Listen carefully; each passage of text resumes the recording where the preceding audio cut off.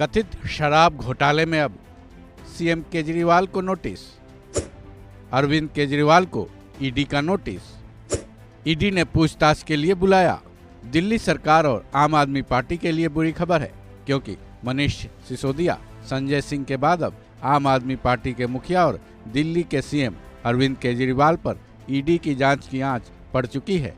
दिल्ली के सीएम अरविंद केजरीवाल को ईडी ने कथित शराब घोटाले के मामले में नोटिस भेजा है, जिसमें ये निर्देश दिए गए हैं कि अरविंद केजरीवाल 2 नवंबर को ईडी में पेश होंगे और उनसे इस मामले में पूछताछ की जाएगी।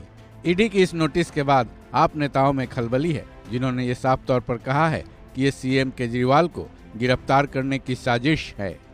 जैसा कि खबर आ रही है कि अब केंद्र सरकार की ईडी ने दिल्ली के मुख्यमंत्री श्री अरविंद केजरीवाल जी को समन भेजा है 2 तारीख का।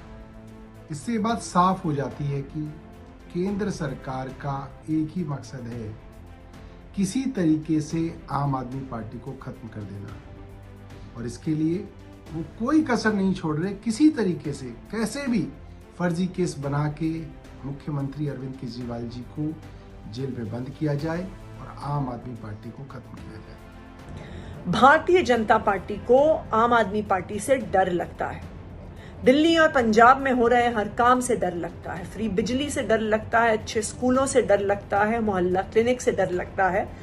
इसीलिए वो झूठे केस करके आम आदमी पार्टी के नेताओं को जेल में डालना चाहती है, पार्टी को खत्म करना चाहती है। इसी साजिश के तहत 2 नवंबर को अरविंद केजरीवाल को ईडी ने समन किया।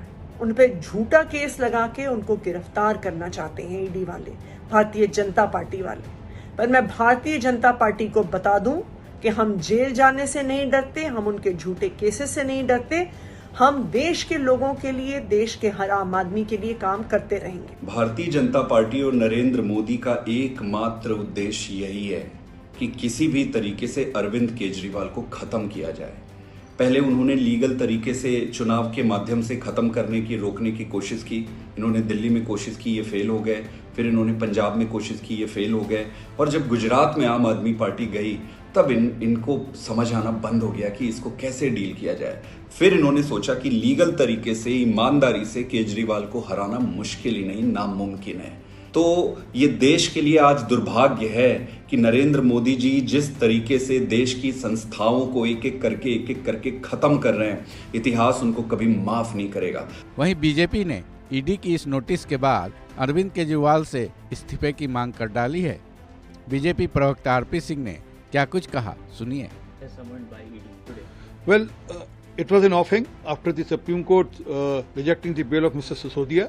I tweeted in the morning saying the same, that Mr. Kejriwal should resign now before he gets a knock from the ED, because he is a kingpin of the complete scam, liquor scam.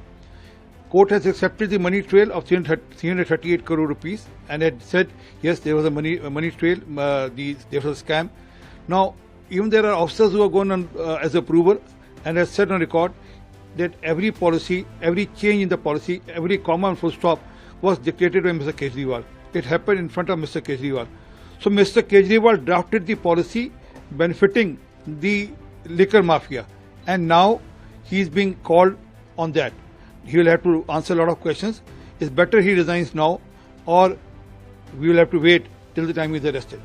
Kejriwal के मिले notice के बाद अब BJP और आम आदमी party के बीच तो खींचतान होना लाजमी है, लेकिन जिस तरह से एक एक करके आपके नेताओं और मंत्रियों पर ईडी की कार्रवाई हो रही है, उससे पार्टी कैसे निपटेगी। और सबसे बड़ी बात यह है कि अरविंद केजरीवाल अब इस नोटिस को लेकर क्या कदम उठाएंगे, ये देखना बेहद दिलचस्प होगा। इस खबर